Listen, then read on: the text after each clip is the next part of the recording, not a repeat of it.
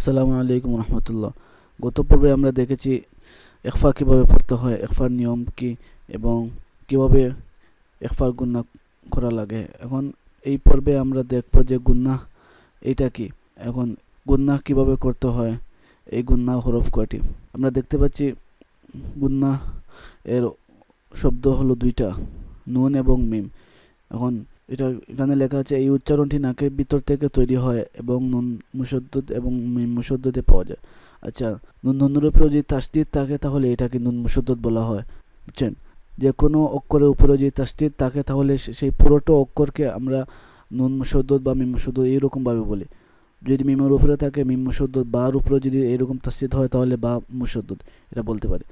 তাহলে নুনের উপরে তাসদিদ যদি হয় এবং মিমের উপরে যদি তাসদিদ হয় তাহলে এই দুই অক্ষরে আমরা গুন্না করব। তাহলে আমরা দেখি, এক্সাম্পল দেখি। আচ্ছা, এখানে আমরা দেখতে পাচ্ছি সুম্মা আফাউনা, এখানে সুম্মা লেখা আছে। এই সুম্মাতে অরেঞ্জ কালার দিছে কারণ এইখানে গুন্না হবে, সেই জন্য এরা অরেঞ্জ কালার দিয়ে বুঝিয়ে দিছে।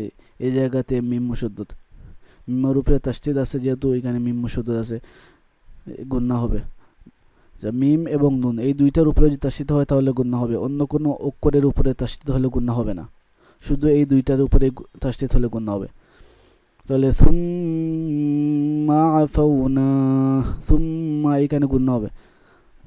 একটা এক্সাম্পল হলো এই জায়গাতে ইয়া কওমি ইন্নাকুম যালামতুম, ইন্নাকুম শব্দে গুন্না হবে। আমরা দেখতে পাচ্ছি নুনের উপরে তাসদিদ আছে, তাহলে আমরা জানি নুন এবং মিম এই দুইটার অক্ষর, এই দুইটা উপরে যদি তাসদিদ হয় তাহলে গুন্না হবে। তাহলে ইন্নাকুম এইখানে গুন্না করে পড়তে হবে। আবার এখানে আবার লেখা ইন্নাহু, ইন্নাহু শব্দে নুনের উপরে দেখতে পাচ্ছি তাসদিদ আছে, তাহলে নুন এই জায়গাতে গুন্না হবে। ইন্নাহু হুয়াত তাওয়াবুর রাহিম।